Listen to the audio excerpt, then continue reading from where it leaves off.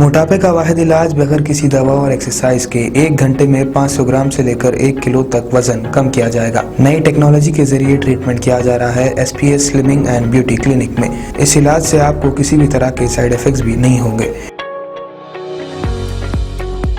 Colour improvement, pimples और dark circles के लिए भी आप आ सकते हैं SPS slimming and beauty clinic, Hyderabad, Abids beside Agarwala sweet house. Screen पर दिए गए नंबर्स पर कॉन्टैक्ट करें।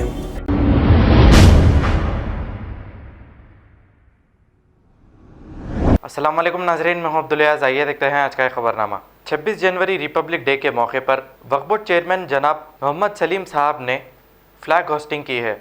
आइए देखते हैं ये रिपोर्ट।